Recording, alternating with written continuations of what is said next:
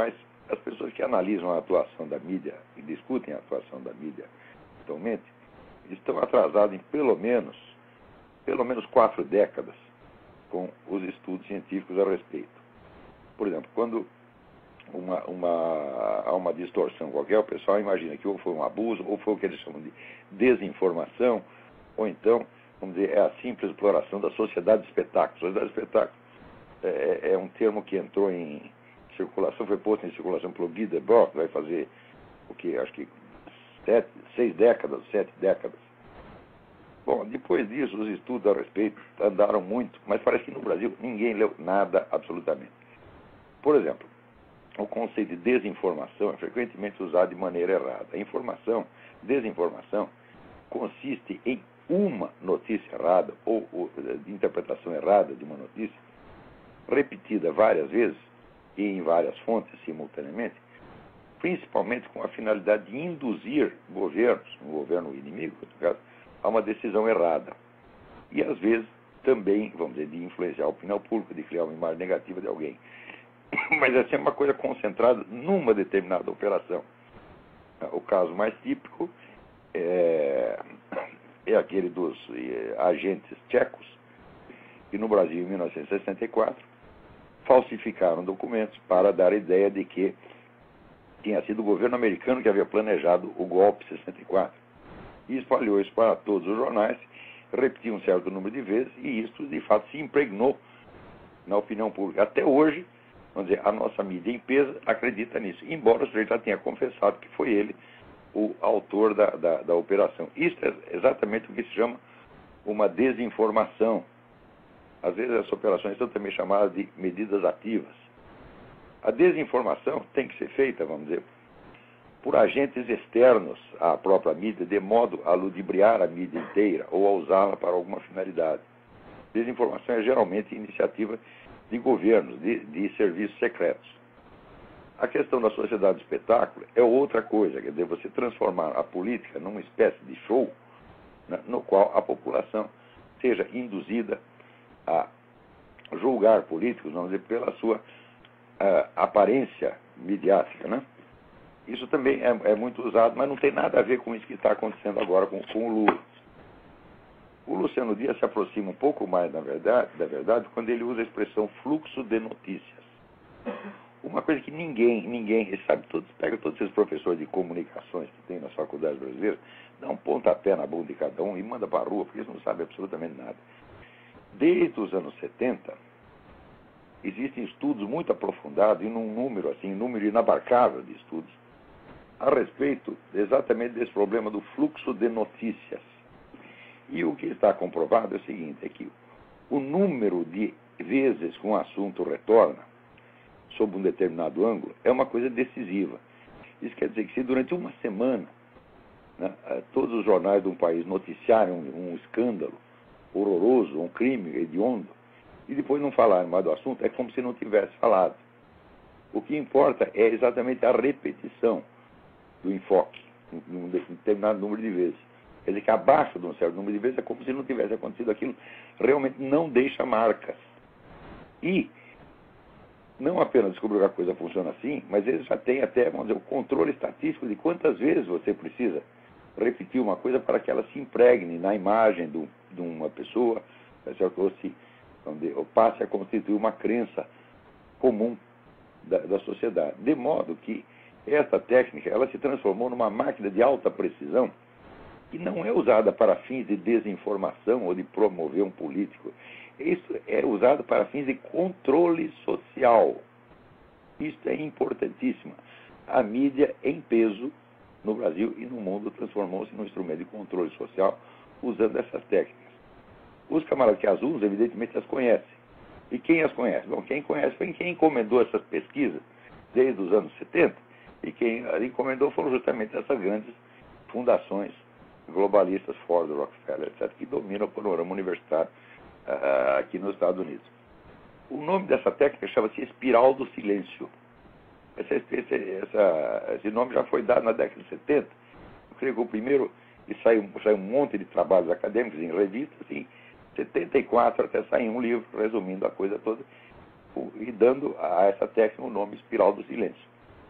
De modo que é perfeitamente possível você controlar a conduta política de toda uma sociedade apenas pela espiral do silêncio. A prática da espiral do silêncio tem a vantagem de que você não precisa omitir completamente as notícias que você não quer, vamos dizer, arraigar na memória da população. É só limitar o número de vezes que se volta ao assunto. Por exemplo,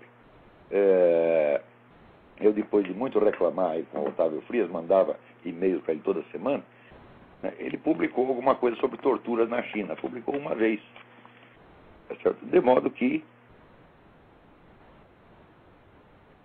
até hoje, a existência de tortura na China é uma coisa muito distante para a população, porque foi noticiado uma vez, duas vezes, de vez em quando se fala do assunto, mas aquilo não forma uma imagem constante. Então, essa formação de imagens constantes é uma técnica que os caras dominam perfeitamente e que estão usando maciçamente. É por isso que eu digo que a mídia, nos últimos 20, 30 anos, ela se tornou uma organização criminosa e ela tem que ser punida por isso. É preciso juntar a documentação e processar essas empresas de mídia, mas é por manipulação deliberada e técnica, manipulação científica da opinião pública, não com vistas a um ou outro objetivo em particular, mas ao controle social permanente. Vocês reparem, vejam, por exemplo, se você pegar todas as notícias de corrupção do governo Lula que saíram desde o início do primeiro mandato dele, elas jamais o comprometem pessoalmente. Nunca. Quando levanta uma suspeita, é uma leve suspeita, e durante breve tempo e depois não se insiste no assunto. Quando se fala, por exemplo, do mensalão, o pessoal associa exclusivamente ao Zé Dirceu. Por outro lado, a supressão, por exemplo, quando existe uma supressão total da coisa, como no caso do Foro de São Paulo, é evidente que não se trata de uma operação política, vamos dizer, de pequena escala. Mas aí se trata realmente de espiral do silêncio, quer dizer, fazer sumir um determinado assunto que é, de fato, o principal. Tá certo?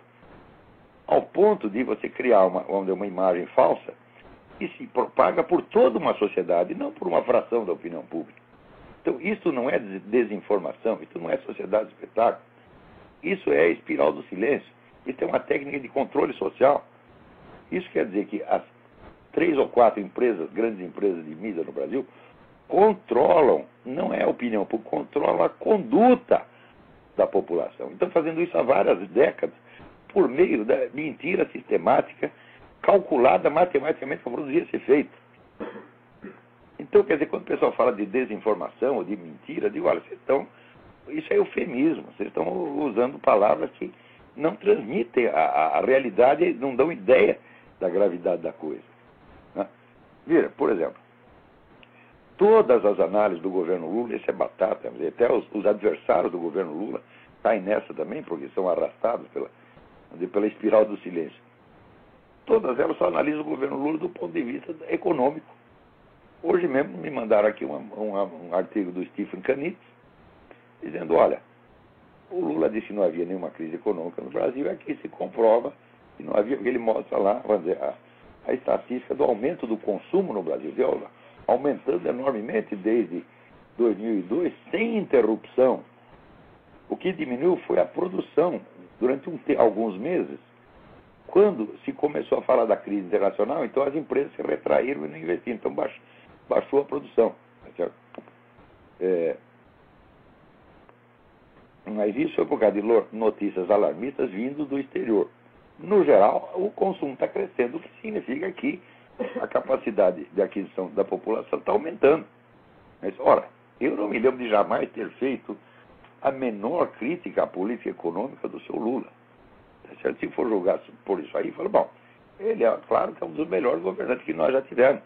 Não tão bom, é claro, quanto o falecido Emílio Garrastazu Médici, durante cuja gestão o Brasil crescia 15% ao ano. Agora cresce 3%, e quando cresce 4%, todo mundo solta rojão. Esqueceram que no tempo do Médici crescia 15%. Por que essas mesmas pessoas que dizem que o Lula é uma maravilha, não dizem que o Médici é uma maravilha? Porque eles vão dizer, mas naquele tempo havia tortura em prisões, estava morrendo gente nas prisões. Sim, morreram 300 pessoas. Agora, gente, morrem 50 mil brasileiros por ano isso simplesmente não é levado em conta no julgamento do governo Lula. Por quê? Se for levar isso em conta, vai ter que escavar e vai ter que aparecer o acordo assinado entre o Lula e as Farc, tá certo? No quadro do Foro de São Paulo, e daí ficará provado que esse governo Lula é um governo assassino que está deixando os parceiros dele, Farc e os parceiros da Farc, Comando Vermelho, PCC, etc., agir à vontade e matar quem eles quiserem. Então, se você acha um crescimento de 3% ao ano vale a morte de 50 mil brasileiros, então você subscreve o artigo do Caniço, o governo brasileiro é uma maravilha.